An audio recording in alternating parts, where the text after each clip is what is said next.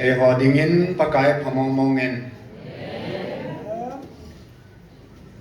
kamsang isei lo mas pin di bakadei khanomen ke dingin pakai thilgon khane e tisu keote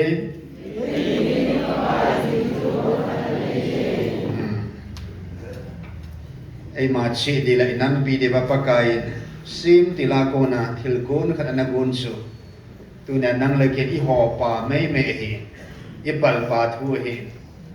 pathinen ai ho nam ai vil diu le tu nya I chungo ba hi tabang to gun thilgon phun do la dinga hi galum si apakai nei vilo hilobe tu nya pathinen van noi le si ma chu e ho nam e vil diu pa hi pakai to guna an nei sa hi tai hallelujah van le asim dinga hi e ho e vil diu pathinen a program la main program ana koi hallelujah main item akin guna hi pathinen item la chu thupi pin khada pathin koi hi dunia hitabang pathinen sim dilagona anagun sa kan le Gabriel van dile hin kan le Michael van dile hin le kha zu han sim ha sa ji chang amma ta kamin zong thil nga ka sei no me thil thum ka sei di he ti ho ai sei bi ji ve sibanga pakai tu ne ma kam sang ta pathinin Gabriel van dil asol pi a ki chai jong hilo ai lo van dil ki lo aman sa amo kama asaya ki chai jong hilo amma mong na kam sanga thaga ba abil nam ki ti hi vanei kham thu siminam khapu ne zong ki talo ding a hi a Gabriel van dil avil ho ban a ho pi ho ban so a thu pi a ki dan ta ai la tu ni a isang alo pi zo van lal tu na to pa in hechide hi building mo nga hi ti a again a bil thei te ho chu a neo hil po bi ne neo mo mong po bi ne pakai a lal to na da la nga ma da la a bil thei ki ti chu neo lo hi le thu pi mo nga hi ese aban til thi hong ti ngo jong le jong le pathi na ga ma ta jong na hi nau na ki het pu ve na ham phat nau na khet thei pu ve na ki het chik thei pu ve na he khan thei pu ve ti chu atam zo kam sang man at chu hi nau tunin san ge het pen na I ge ho Reverend Pu Dr. Say boy ama sa he kil pi na I ge loi di wo hi a hin la ama long chun a het sit lo a het gin lo pakai sung ba ko gon lo pi gon pi hi a het lo tam tam na lai ding a hi si banga that sa te nin song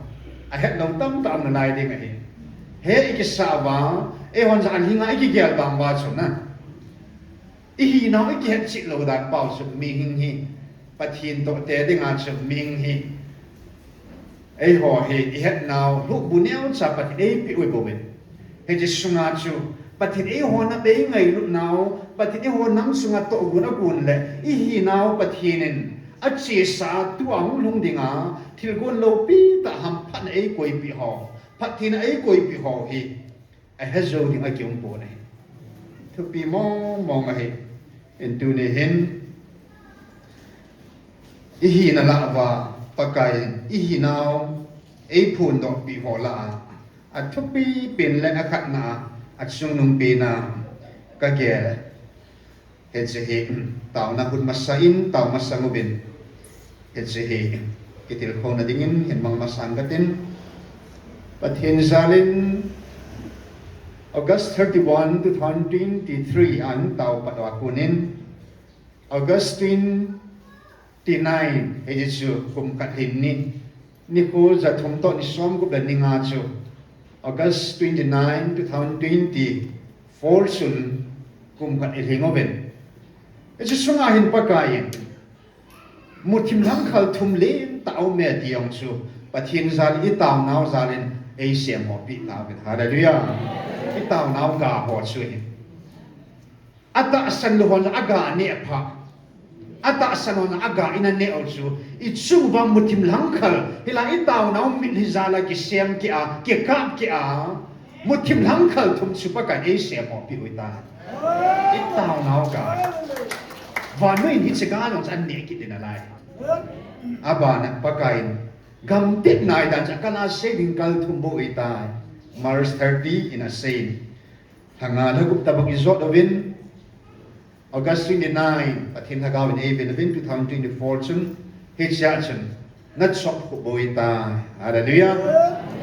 nang ho hina na zota lo di chin ka van til ka til sim hat pen Michael khuda ka pido atai ti nei e ho hina I zot ke ta lo di mom na e se pakain e mo ming hina a zot he ta lo di se pathinen tu chung e ho denga tok dan dan chu til sim yo si la pa ba pang hai hallelujah a si chu ke til zo si chu ma tu nei ka hi ka til sim ho ka thua ka nun sa ji van til ho so ka thua nun dinga van til kilo ho ka thua nun dinga ke man ka sim ni la la ho so ke ma ku sim ka thua nun dinga ka sim ai su ke ye kin ka ngai lu ho su ka til sim ho na ngai lu kin ka pan pi ho su ka til sim ho na pan pi di cho en tu chu ma pakain ei pan pi naw bat sanamo mong kin nil na be helen pakain van til ha pen Michael van til pan la nai tu ni san ga dai sat pi win lung mong hamongin no ta in lung jim lo helen ni ko hi sa ni taw the ta ve hallelujah so I pathin bang bu nai chan mo ngo he I phu la dingin pakain email ma te ho chuna hui pi gopi gel pi asol ta na hallelujah alung hai lo ma la khang sung ba zui ni tai ni ya pathin thu tan na tu ni a Jacob Esau now bu sung khana ping khom te ni khom te ni nu sung khana ping te ni chu now bu sung nu sunga ko na pakain ken wang Jacob ka ngai lun Esau bang ka hot he Hisipagal pathinin nei leidam pathin sa e holam pathin sa ahin la atsa hichi anam sim ana hichi jong lehon gam khanin phai thing lang tin ki khanu tin gam khanin an cheng khom jong lehon pakain sim dina pana ana khan sai tai hallelujah Jacob le sau na khan banga chu nei lei ku ki pathinin ana khan sa na hi ya tunia e holam atil zo si apang tai It's hola hin ipisimo monga chu pakain e hot sabang chungahi it's an gay mai lut nahi it's an hom ya le tunia e hon I hinau ipu Jacob chen zan khwa hilin pakai wan ti la ki buk pi hiwa chen amin hon ke dong tul hanin azo na gain Pat thei na ko ba la ding kon sa chen athum pat thei na chu pakain a pat thei chan na ding mention Jacob ti talovin Israel min din amin votain amin a khel pi tain Jacob ma ko na Israel dia min vo in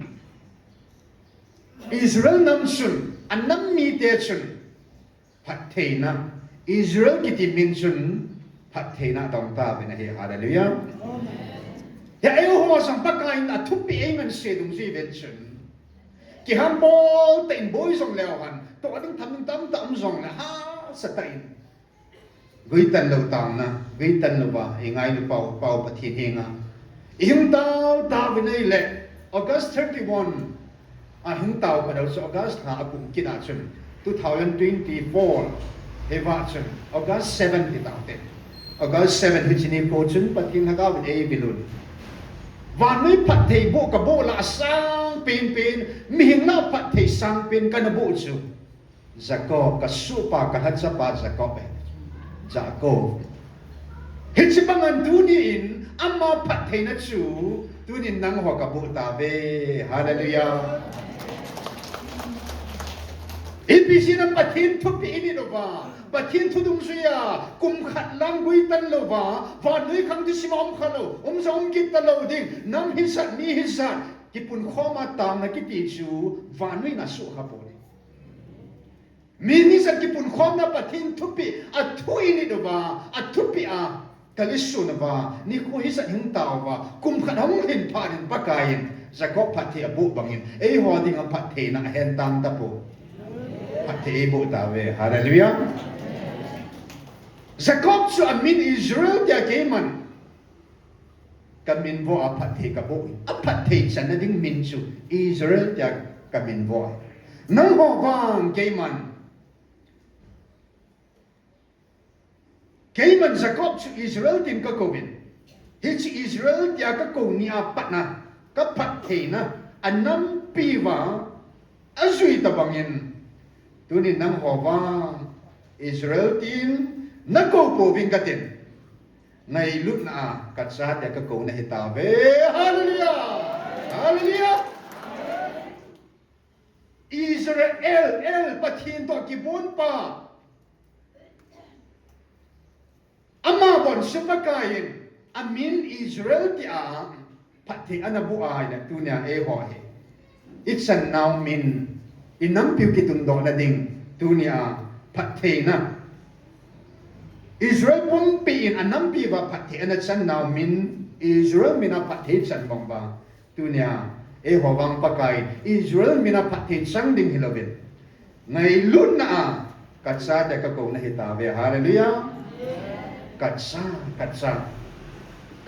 tihi pakai imin diwa e min bonau pathe chan na diu mina hi pathinin katsa ti min puachu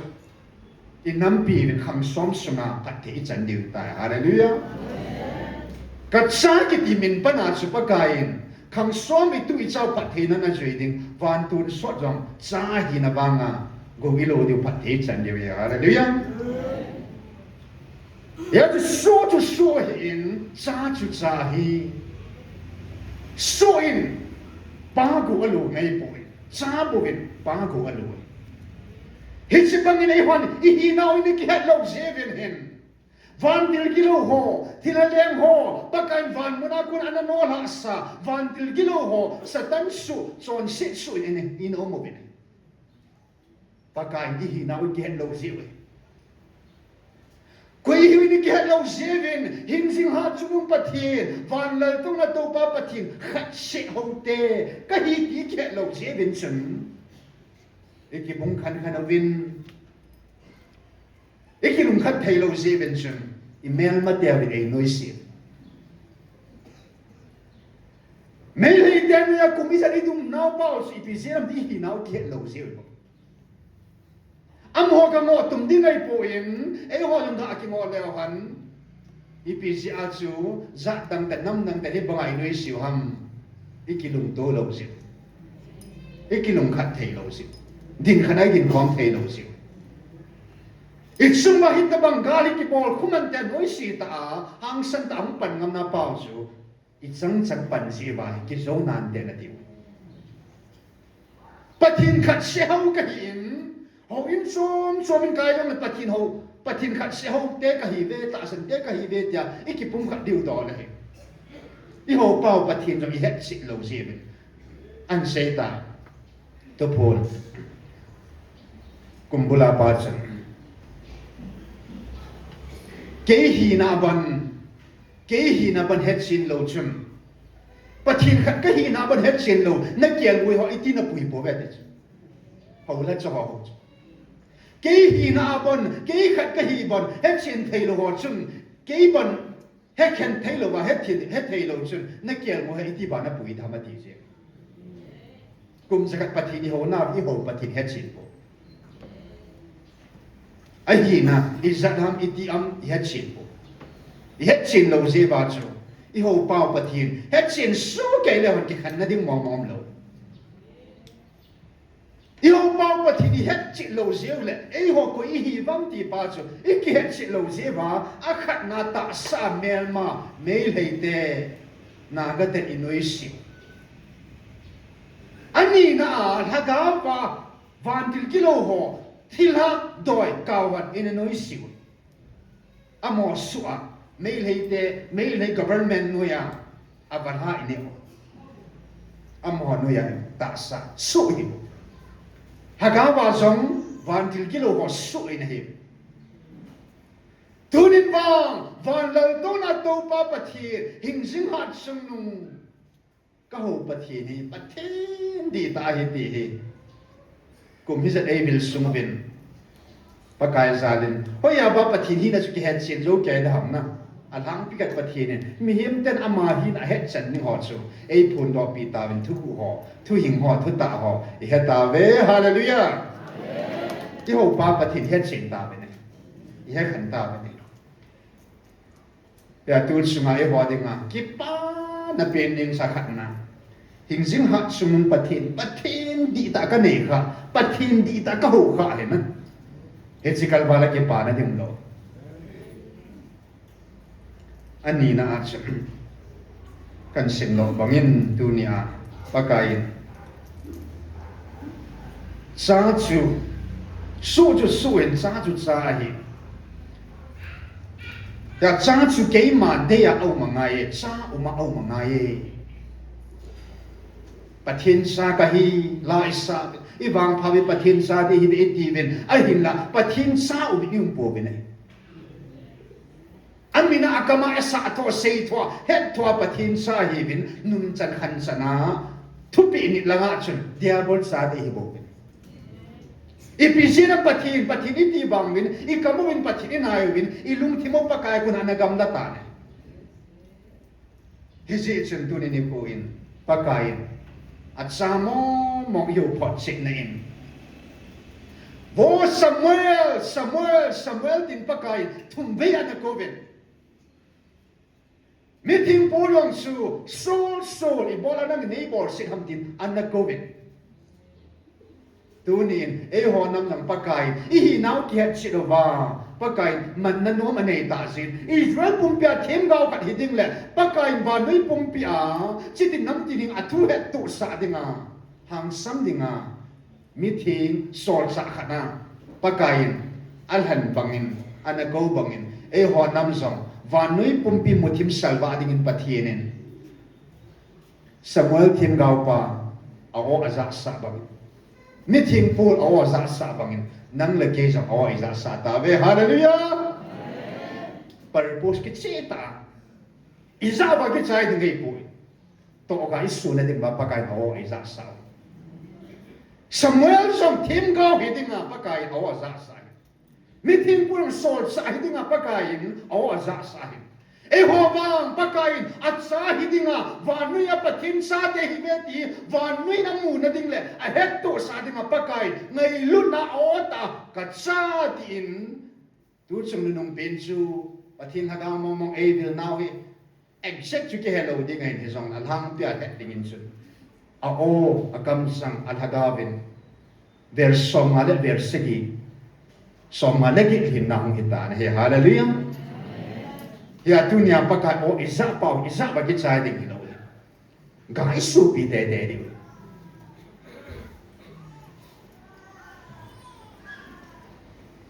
sol sa hidinga o sa sai him gao hidinga o sa sai dunia at sa hidinga at sa umaom dinga at sa chon dinga pakai o isa sa Hitsa gachu nangin zong na insum na zina chan zong na hobungin zong na namsungin zong van noyin sahi na gachu anne na dinga panila o ngai hi o kasatan patin sa kay tay te mo pipi me dinga pati o isa sa winay sai do gasu pi dinga pakain ngai lut na kat sa tia e ko ba o isa sa win en tunin ni ko en nang leken bang ilain mo na pakai o sa o Hingsi patin sa tehina ikihen jevin patin o ipa oto diabol o he kanobet tuni hong kipong hilay mo na alay lung ta hong kipong tagaw ting kapa patin nahitiin itaasan tawe hallelujah nakwa majit si bay nang nabol pay tiyo pakay min nabol pay tikirote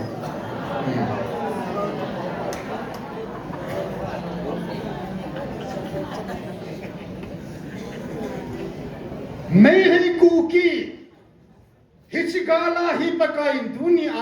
hitsigala hi patinin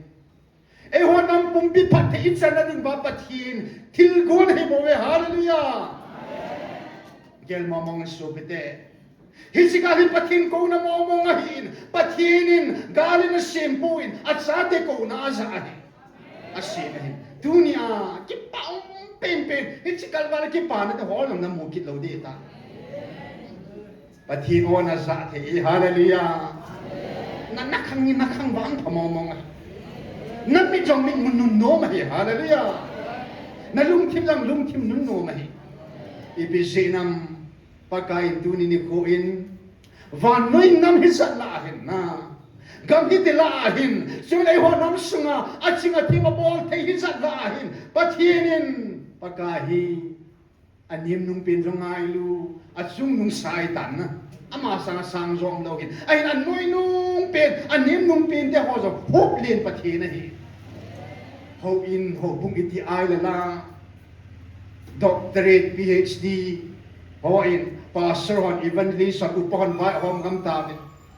ho bung mai sam zo ho bung dan amo de amo thane nai ho bung a che ta in nam sumit ya la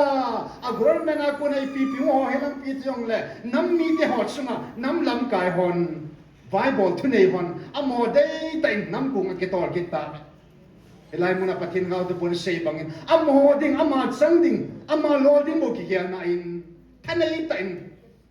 amang kita ahila kusum be ejala kusuma hausan thane kitabin amho de den kusuma chun hausa pha kalen yom nan te yom alang ti chun khwa zong mun am puin ho bunga zong mun am puin nam sunga zong mun am puin hisin pathin chu ngai lu de hin ngai lu namuna ki phong pathinin hilai muna inam sungba nei thai saga tibukim lo ho ding mun mong isim povin mai sami pi povin kusum kyo na pari pi povin na nam kyo na chun am ho chu don selo vini koi da ahin pathin hop lin pathin hallelujah mun thum ta chung am ho ding mong mun mong chan mong om puin achai na ke in pathin chun sa hi na in acha te chu amuna chun mun nei ding chan nei ding in ti bukim lo mit so mun am ke phum ta na hallelujah yeah Saturday every first Saturday sin amo pha pi ji chu na lai muna mit so han ti bukim lo hon mun na nga muna nei povin hilai muna pha khoi tai pi di mo hilai mun to hi hoin pathin phat nam ho mun chan I chan sa lo vai le e ho jong pakai ma sanga thi moi chan di mun na nga mun mong chan mong ki dei sa ta lo hilai pathin ang bi chan dei sa te te ngai tu ni in hagaw wa mit so lam vai ho ding in pathin tu ni in mi khana ai pe ben hallelujah ko kamwe cái vang cái chốn se poi ti hon pathin o za thei ta po ben ta sa jong khu mulo mit sa hon hilai muna pathin o ki za ta ve hallelujah pathin thil goni hilai muna man sana nei wei ta van til thing hon e o sat na pe no van til kilo hon e o sat na pe no chu tu ne amo kam sang mo na ngai tha hình sinh pathin sa de ne hi wa na chan diu ku ke ho hi van muna ku na hung ki no ha ka hi bin na chan diu ku nang ho sang ki hon ka ha zo ve van dir ki lo kam sang hi che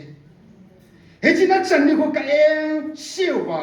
le na pao anga na diu an nok dan a hoi dang ke hon ka ha su ke zo ve pathin sa hi now ya mon a eng sik ti ve hallelujah tun ban dir thi ngwa kam sang sim la ki katin aziz nang ho cha dingal han do a ko na hi ben ke ho amal hat chan le zan le apang sim ka hi bo ve ke ho sol le apang ban til ho ka hi bo ve nang ho bang hat chunu pathin sa de nahi jewen ke pa ovin hallelujah IAS hi sanga ke pa so ding MPS na lolin sanga ke pa so ding UPS na lo hin siya ke pa zo ding service ka na mo sang na ki pa zo ding pastor hi na sang na ki pa zo ding ning doctorate na ti sang na ki pa zo ding ho sa na ti sang na ki pa zo ding nang lam kai people na ti sang na ki pa zo na ding president na ti sang na ki pa zo na ding so tunya pagkain amat amin bona ihi now sa ti amin mo ya hallelujah sang ki pa na ding no Ipitinam tilsiam so se van til ting ho so ama si ma hin a hin la sa hina min bong a hi po at tapi singa kal sunay ba vanuya tilsim him so se patin sai na ai wangin patinin ho ta banga a o aza sa a o ta kam sang ta mi hemin ka sa hindi so ngai poin mi hem kanun ki mang sa pa suri panilis karamin patin kam sang hi ka sa ta hung phun do so ngai pu vandal to na to pa hinsing ha chun patin haga ba o ta kam sang ta ka sa ta hung min bo ya hallelujah a hung min bo chun na hi lo pi dan na thu pi dan Her zau tsai hi povin, so tsa ting hi povin, van leya tunay pe, patin sa te hi ve, hallelujah. I patin hi koi ham ti ki het ding, ke koi ka him ti hi, ay ti aki syuk mil ta lo ding ay. Nom na muna hoy lai mun amjang patin sa in lang, patin sa hi na chuki kaya do in lang, patin na tisan ting ta ilat do hin, patin na hagaw abin, o sa kakay tan tila chun, chon sit na bon ng talat. Ihinaw kaya daw siya ba chu, sa komin au patsu, anaw pa ko man ikisudo kahin na. Hitsi ba nga, at siya inang sungo ba, Christian, patin, kamba, bakay, iti bang ba chu, ihinaw di siya ikihet daw siya ba chu. Inikisumil ka siya ba chu, vanoy su, chon sit su, sa tan su ay nung kaw. Tunin ba, suhin awa kunin patirin, ikihen na ho sa tan sungkula sa tan tikula ikihen na wa kunin pakay ay sulhamowin sa tan kulpi ho simtain tunin mihim no ya dong talaw ding vantil kilo no ya dong talaw ding vantil ting no ya dong talaw dingin patinin ama ta no ya hidingin itsungo ba lalto na panin pa ho ta na ya hallelujah en tunihin hat sung hing jing patin ta be ni kha nam i sim ke pa thu sem te sile pakayin atum be a ka deil han ka cha ka ko tum ka o ka za sa ka cha pya pakayin ngai lun a ka cha te ai min bo zilin ke pa thu sem te ani na a chun patin i het chik the na di mo yet chik de na di mo ben pitaw te abana chu pathin san hi kisuk mil lo ba pathin sa uma hoi lai mun jong le pathin sa uma na the na ding na sing the na ding at sa hi na pa hi in i khana i pu do zo the na ding ke taw tin ke man taw zon hai ne nge bi kha taw kan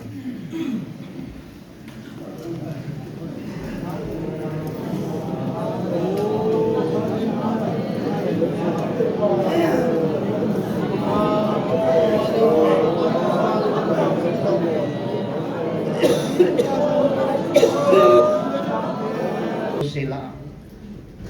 mi wang phape mi ham phape thil sem zo sila na kuta na si at sumnung pinte na tisana na katdote na oa na vil na opite hat sumung pathe sa golo dinga nei sim ke pa hallelujah hallelujah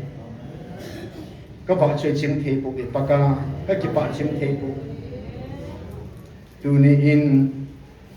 kanam pum pi din pa ka nang ma pathi na tun so nei jing ding le cha cho na chon do the chi ding in ta gao thi na ngai lu na nei het sa so kai ta bin tin jesu men ka hong tao ve amen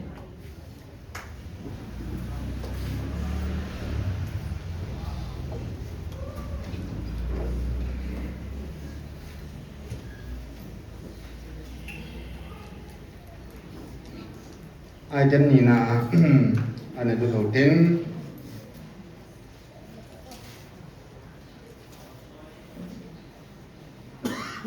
ta sa ông bằng in hagao ông nị ihe bin ita sao hi ichi lebuya kona le sila kona hi in hinnahu pathin ei piu hagao wang hi chunga ko pathina gun ahi amasa anukha ti chung chang thupi mangsa in chamsa ki holim ki do tin il phona chil ting la tam la nga ki tiu tin tin mun tam jong le mun kan sim hang ka te first Corin bung som la nga chang som li la li 15 verse 44 ta sabo au ma hi la thagao go zong uma a hi chuta bang ma chun mi masa adam su mi hing anahi tina kisune adam nung zo wang su hinna pia hagao hi ahi wangin hagao lama chu amasa zo boy mi hing zo chibo au masai chibo bin hagao lama chu au me mi hi masa chu le ya kisim le ya ko nahi mi hi ni na wang su bana hung ko nahi le ya kisim mi de zong hi le ya kisim mi pa chu to bang chi hi van mi te chu vana pa tabang chi hi ve chile le ya kisim pa lim ilo bang wa chu vana pa lim zong ilo di wa hi hallelujah dual nature Yeshua chun Krista chun hi na ni Messiah thang pa mi hing hi na chile pathin pakai hi na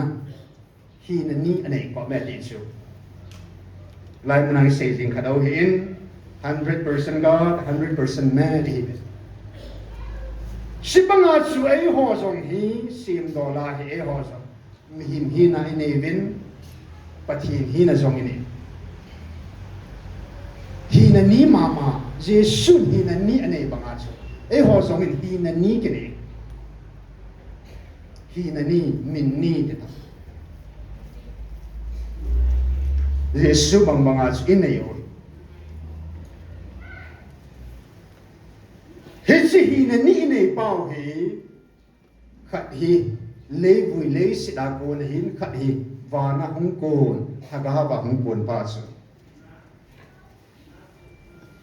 van bo min le sit bo me ti banga Jesu Meriam sunga ko na hung kisila hung pin ta sa pa chu nang le ke banga ta sa gil dang sa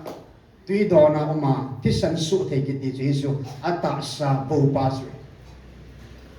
ahin ama hagao bo chu Peter Jacob John akipui ta in mula chen ki khelam dang na mula chen bo ki khel na pakai atho ki ka sa koi ma sei bi lo dinga thu ba hi amo thum bo mo sa ya Peter in ko nga le ka thonan zaw sa thui leng lo pi chu mo hi ta ke man kan ni ta ga mu he ta sa hi lo bin hagao bo ba ki khel ta avo lo pi dan su ya Peter pathin a hi si leng lo pi chu ma hi si chu kan ni ta avo amel pun alim su chu a lo pi na chu ka mu he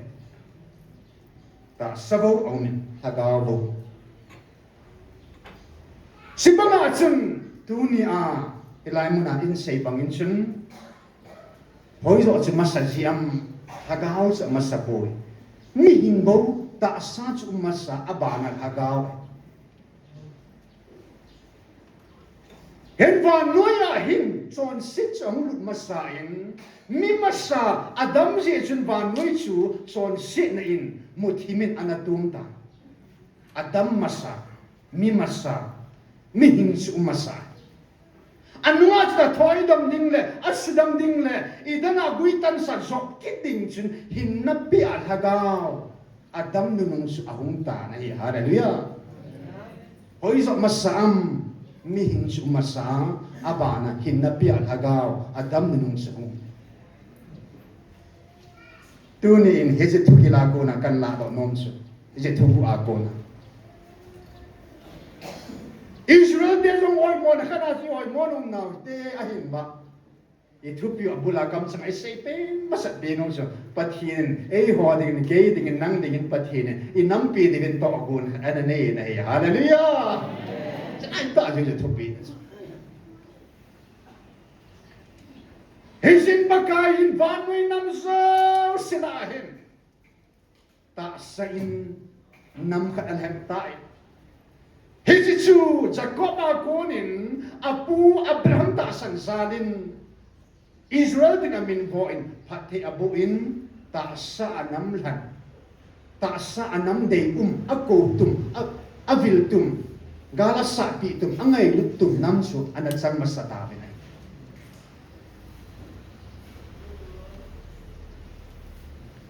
ahin na pagkain kang nununga chun dan tubay kon tu kang nunung baga sa ipo Mo si ko mapakain dan tu ngay lutu sa napiin ta sa dan nga nahin. Chinanele na damding chinanele na sitting kita bangay na chonay na patding na chon lo ba na bol kilay na tiding githongan nga ta sa dan nga ta sa di nga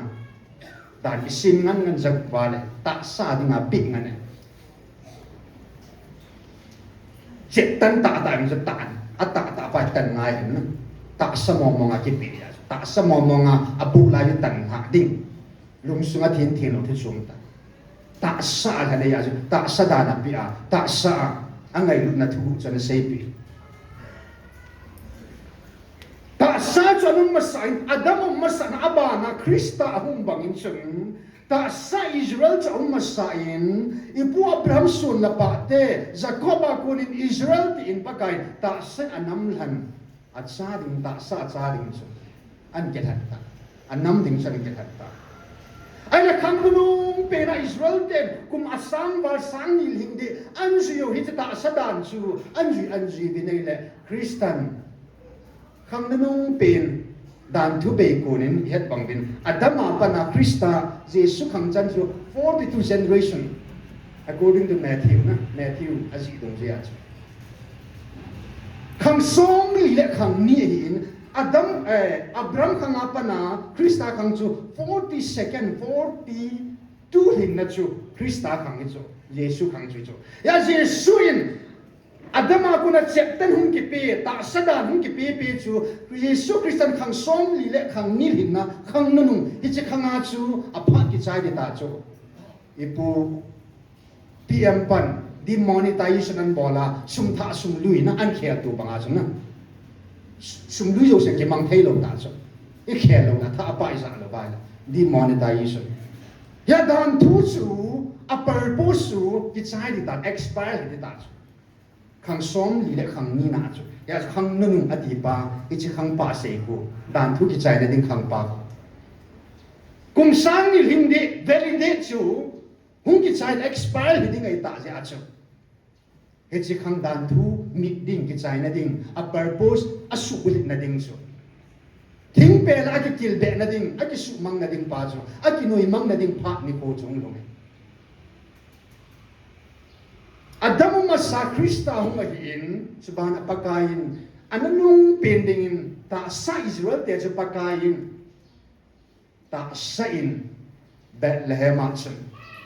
na may mangsain patay ama ta tuju ta sa piyong sutain ta sa in Israel te hotsu anahopin amokom analeng lein amokoma anen adonai ki mangsain Israel kam analeng le ta sa Israel des anavilene aya mona vil ta vinay la pagkain avil pau samhoin hitsi Joseph apa het lo ham ting tim bol mi hi kui ahina het sin ta pum ne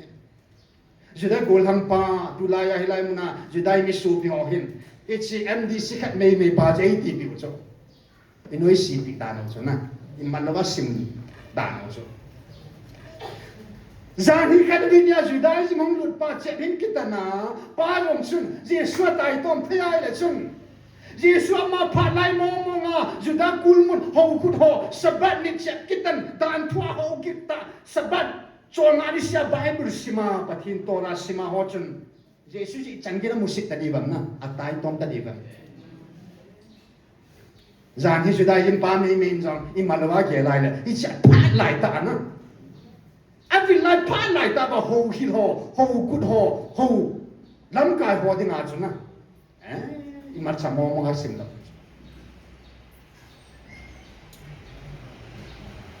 ta sa alham Israel te chu ta sa vil lai le anak kisan tapo ve hallelujah in pathin hau te pun ang sei ta oh ta sa Israel ka nam ka mi te sun ai na kisan ta hanang hin le nang ho dingin hin hu hin na hasana dinge o adine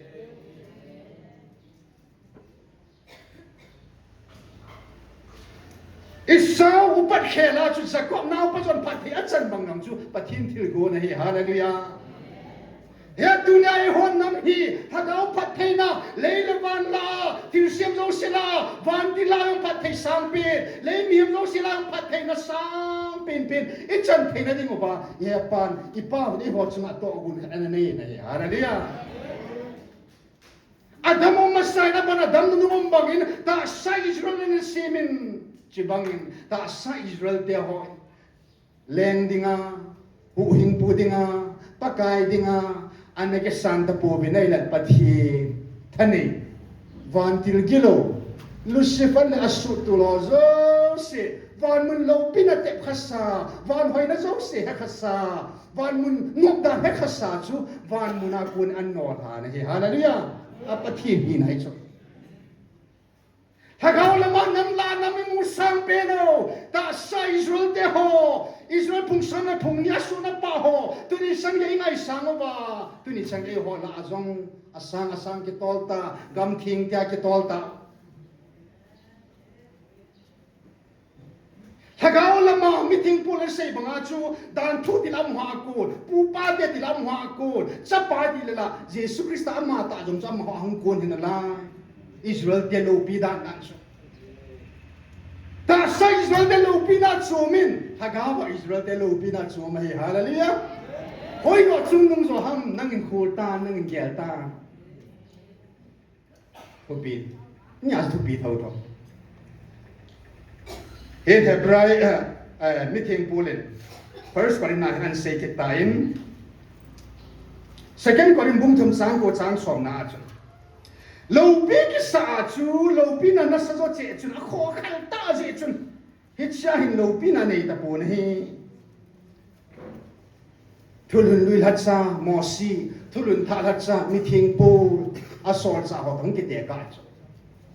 mo si to ke mi thing po li koi zo ka lâu bi zo ham tin ta bangan su chi mi thing po Ana lo pia di su Israel ten amai ba adangam po vet mo sin dan thuan pu da hunga yung su ni som li pakai ko ke dan thuan so ya hunga a lo pi mo mo nge di su a hin hi lo pi ke sa chu asanga lo pi thulun lui lo pi na chu asanga lo pi zo thulun ta hung pha nin ava cho mo ta na kim su ta na ya na ya thulun tha cha te ta san sa te ho pakai la ya chang som na chun second Corinthians thum sang som na chu amang thea bon su ya lo pi a hile imati chana umsing di chu kam singa lo pi zo che hallelujah Israel dia chunga chun pakain ta sain kitip na chung ba ananein e ho nam chunga bang pathinin I pathei na dingo hi hagau pathei na van pathei na leile van na pathei na sang pin pa pathei na chu hi hallelujah e ho hi na sa do chung nung so gam singa lo pi zo che Hechin tu chunga pathin in evil tavin van mi te jong ai ti vin van leng sa te ngai ti vin hat chung lal tu na to pat sa te na hi ta ve ai ti ve hallelujah I hi nau ke lo ka in pi hoi la ham ti ke lo le se jo ai ki hol ta vin van nei thi le ngol ta ve nei la tu nya I pa jong ki tim zo ta lo ba hi e mo vil hau he ta hallelujah na lam bai chi hi be ta Hen pakai supat la ya yang sun sol cha ho jong asu yo be je su jong alungo gim ji in van nei mi dem ho alungo gim ta ne I kan ni a I ka don I ka sil dam alung gim ji ne te tu dan meeting Peter sol sa Peter jong sun pakai kum thum bal sen tu in ke hon ka in ka lo kan da ta tan na nun kan ji pem ka chan di wa ti thi lo mo ho la lung gim ji ne na ta san ni ngai se ta sa do ai hiti ho so se chu na ngai cha ro chu na pa bin ha nai amma satain amma len kam la chol phat hol ma sa bin hallelujah tu sum patin ei bil ta bin pathin abil ta ho zong hin ei hon zo abul ti lai lung ge ro chung nei pa chu pa ka es pa ei pi loi hon na gam tip ei pi loi hon na atu min ki bai hom loi na ei ma khut ei ma ken ki ding loi le ti ei ho dei chu ni chen pon sil pa kai nei pi han lang ne ding tui ta ai pi han lang in mun ei pen lo mun ai ma sa han lang thik na chi na nei ma sang ka tin ho ma sang ka tin ti lang pa ji ho ngai chat pa chu anama sei ding a jong a de de he pu pi zo a pot chik na cha ma ni nam pi pa ka dei to lan a bul ti la cha man gama ding taw lo le te ti chana esem mu lo na ding central ki so le hi ben central chi ho a lo le patan taw pi te ti chu ama lung put ki hila nang le ke bon bai le lung put manipur government no ya ki chimta mi hing no ya ki chimta ei ho so mizoram ho ai lo le nagaland ho nei le ho panga atuma ki bai ho nom chala na mi hi na do la lo thei lo ni ngai sa be chilan pang do chi ho masale etiu a hin pakain ki sa masa ding ade pakai lung gel ei ho lung gel ni ki kal ehon gam itu le pakai sin amasa hinna le khabwa na pu Abraham kami pa gam ti aluma hinna le khabwa min ka si du pies hagawa hinna nei masan hagawa su chana nei masain van muna hinna le khabwa chana nei masain amin ka si lu de siwa gam ti ka pe si bangin sun hinna le khabwa na min hun ki si lu masaben di su pakai ei wa ko na angi pa zo chui cho amma sading pa si ho nu kha sading anu kha ding pa chu masak sading je ho lung gel ni chu to hi kwe zo lung gel ha de tam na tu chan gai nga ba chu nai lo chu ta sa pa chu pathin lung gel lo chung lung zo na he ka ke pai hallelujah amma mo mong ba ho amma lung ti pa amma sading sa masak ngai gamma sading ai pu in la sim tuin pakai thil dang zo si sanga na hin na thu ya khat na di chu na akhat na cha hin na thu cho masak ngai chu akhat na cha ma gam cha akhat na hi ngai chu akhat na ban la tu na to pa pathin akhat na hi ngai chu abana na jina cha hi pande chu na akhat na ma chu koi tam he chi ding a chu pathin ei ko cha masak ding chu he sin pakain o su bete hagau thu iti kila kile ta iti ke pa mi ta pathin to ko na hin Israel ke hon tu chang nung pena jong Satan o Israel nang man va na hu hing pu na ke san pu a ke san ta lo chana na hu hing pu na ke san pu na khela hagawa ke man sa tia nam khat ka tung do tai hallelujah hallelujah ta sagama chun US dam khang to pe sa kang te American English British English only inotsa imusang ovin thagau gama chun ta sa isu Israel te ho yot sa vin adi dia to agam thing chi maso isu pi ho Israel gam galu ho kon e hoi ma chadi ge pi ho cho allu ma cham kim dan chana gam thing ka lung ta ke pa da no chana hi cho ma ki pa American English kan hisa ki pa pathin nam han Israel hisa ki pa le dunia van go loading van lo to na to pain ngai luna katsati kalwal ki pa na di umpon hi hallelujah hisin pakaisin ikulay ki tu sa tabin tu kumbolin ta sa Israel de sunga ka bai hom pi dinga kadan nei be hallelujah katsada ka sin imu sang sango Israel de chung apathi ei khang sang ta imu sang sango Michael Van Til Pathian gar sa ding AP mu thei lovin hat pin pa AP van nu ya lo gam thanai pen igam pumpi babai hom pasang alle thuma hat so pa hat so gam Pathianin kin ka ngai bangan ngai lu diu amma hin na jong pinga ma na hin ngai lu diu he hallelujah oi holding asu so petek elma mong Pasal agak hisong le, kita banga nang tabanga, hot banga lupi din pati na siyempo ne. Hagawa hisan ya lupi na hita ay la supite ho. Nasu nahina ni kahimil ding le, zakop banga chu. Sorry, isaw banga chu, naupat na kisu do ding. Nahina na kimila satan ya nanam ding le, Judas Iscariot banga chu nanung selap ka ding. Ehobang pakain meeting pool chung sang tuan sei banga tikol khulapan na meeting pool si man ko aka jas aka ko ba tikol khul mithi khulapan na ke man alhagaw ka chohinga ka kai tho hita hallelujah hisi banga thina na hen tang lo chon si na hen tang lo han khu mithi khon jong a hen tang zo lo tho ki tho pa hing sing hat chunung pathin san hita ve hallelujah ya chu na chumuwahin tilgune gulgu injang na chumuwa thane bonten tu chungan sebe kita thina thanai na to thina gunjang na chumuwa thane da bonte hallelujah Sangya ta sa tule ya ki semeng lesik sangnante kal hagaw bang tun sara kita lo dinga ya hallelujah Sikal wala ki paane de bol bete hin sa ita summo mong ta so da ki pan hina no chuma thunai ta loading thanai ta loading gunai ta loading hallelujah isin ka ho pa pathi je hing chula ka pa hinai la cha ki ka hin diga hallelujah kita loading ka hagaw thai se yo yo ka ta sa na la khawin hagaw this lagawin na sutu Ya se dunia pakaisen. Itsumu ba katsate sunga tilsimo katsang tunai dinga sipoi des. Ini ket lo je ba mo su ai no mo ya. Ya pakai atsai na pot sine na tilsimo sama tu hibat sana in.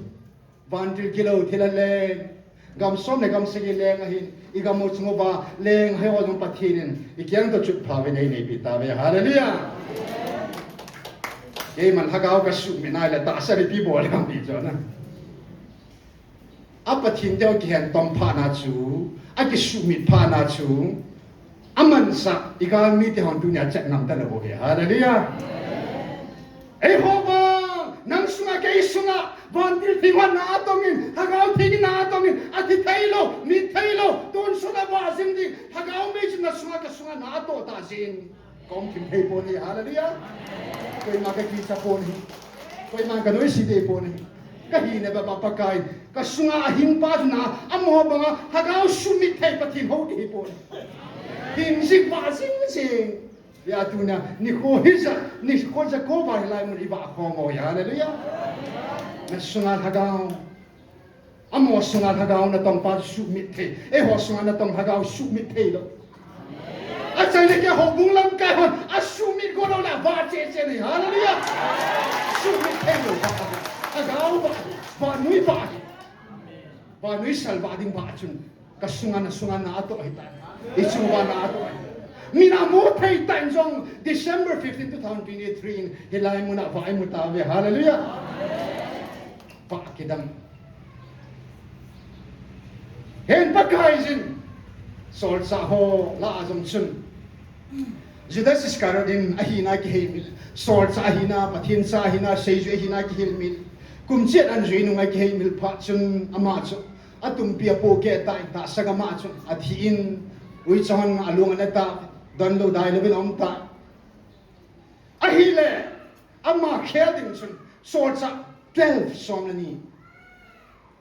som la ka hita bin ama kheding in chun Bang asang ta vinay let mini Joseph Barsabas Justus at ipaw to chun Matthias vang sang ta vinay le Peter lam kai na in Matthias sol cha som la ni na in Iscariot Judas kela chun Matthias ông phao to tai na ma chong ke hek to ta he hallelujah ai le phung som na phung ni Israel phung som na phung ni Reuben apana Benjamin agum pin pa som na ni la chun pakain amo phung la jong phung khat na pin gul se sul ka dome dan phung ki di chu e ho pa wa dan ki ti ki he na dan mo mo se kilom chu dan phung chu hi in dan phung chu dan phung chu pai na dai na ma khelin Joseph sapateni you from le mana se chu wanga ki sanga ti lam ja ki hade puin ai na tu pon revelation bung se ki changgup na achun koi nam ki hang ta dan phung khela chun pakai mana se chu hang ta ne hallelujah kunin pathenin vanuya vai ho khom pi dingin ta sa Israel te khelin thagawa Israel nang lake ku ki zo sa de pathin ka cha de dinei bi lo nei hang ta ve hallelujah hallelujah hallelujah khat chu thua ke lang hi mei the hi mana se khat chu bang ki san hi ei ho wa sim tila pa na pakai ngai lut za la pakai Israel te ta sa mo khel dinga ngai lut za lai hano hi bang kisan jong ei po e hoi ham phat na chung nau ngai lut bang hi en pathin ei ngai lut bang ba e ho jong ki ngai lut to jing deu na e nam mi thai ngai lut dingo van nei thagao mang no si ngai lut deu hi te hi tu suna tu pi ki til khona azo nai niu hin tin tu hin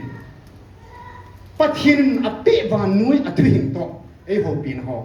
a kam sang tai vil ho thagao thu pathin tu hi i het gilova i mu che thena dingo ben na pathina kunin china het khanna het thima ke thumo pathini nam bai wa kun ange chu thil thumbo hi bu be khat hi bin na nam piu khat hi bin ke pathin khat ka hi wa nei pun bi sang na gam diu sang ke man thaga hot kangai lu zoi thaga hang mang ka hu do bin ti sol nai bu be ko nai bu ke ya thing ka hi na gam pun bi su thing bin chidinga nam lam ka ho sa ho la chona ko hi tuni amo hong lo hong ta jong ne tunia anam pila da sanon patin ei ngan sino e thupi ho isu bulit zong na dingobin ito ha zong na dingobin hang san ta hagaw mang hu do zong na dingobin patin thupi ho zong init ba isu bulit zong na ding tau tin tau zong na kiman dunia dingin nei tangi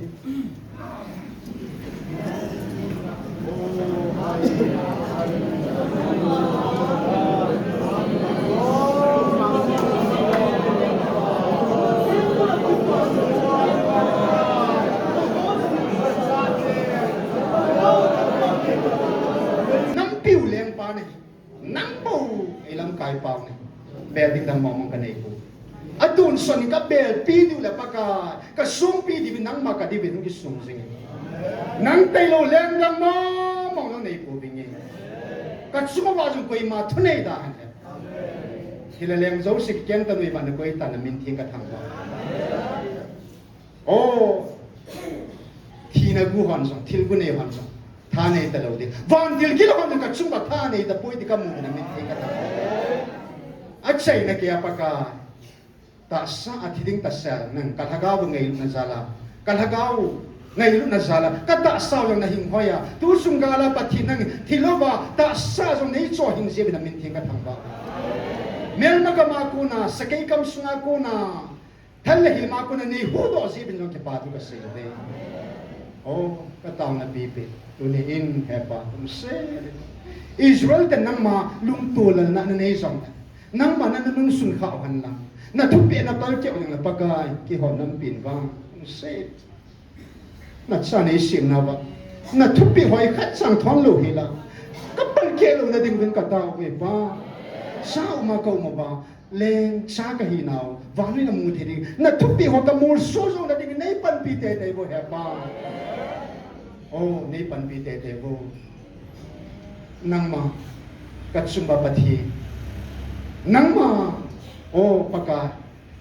kitsinam mi te pathin dia ang santa nang ma na hong kila pa nga na hong kila han la banga pathin ke han so pathin sa te ka hi be ti hi sei ngam the ding in pathin pudo zo the ding in pathin wa noi mi te mwa ba zo the ding in pathin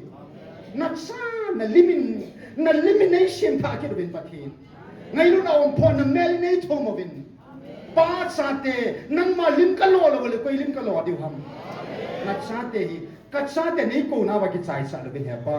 na lim na mel pu in ba noi mi te mu ding in nei sim lang lam dang ovin lang pathin ha gao vo tha thai no nei sim ta bin ti in ngai lu na din ka pa ting jing ha chuming pathin ta phat se na ju jesu menen kang ta ko mo ve amen